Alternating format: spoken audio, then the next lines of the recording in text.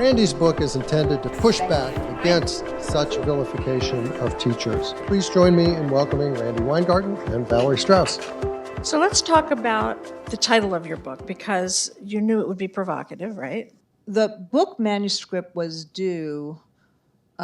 initially due about a week after the election. And I asked for a couple more weeks.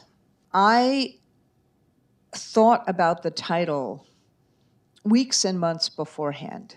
I actually set upon the title again after what General Kelly and General Milley did, because that actually scared me. If you read Project 2025, you see it's by design. I think that there is a fear of knowledge. There is a fear of the future. There is a fear of children and young people having agency.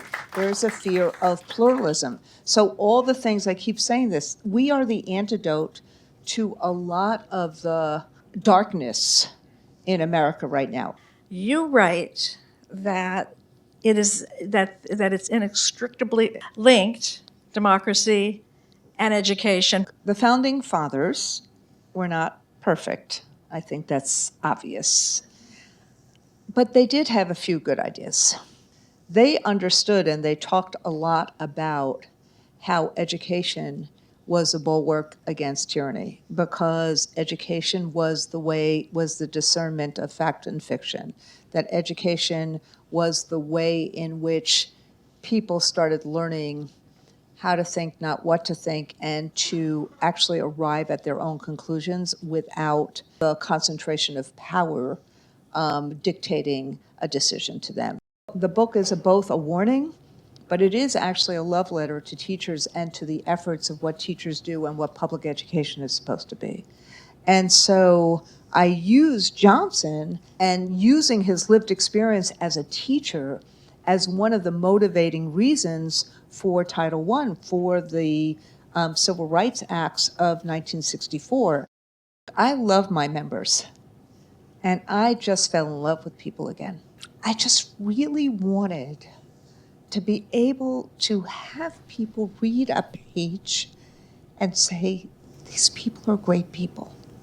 These people are trying to help America. These people are trying to help kids. See who these people are. See who Raphael Bohan is. See who Ryan Richmond is.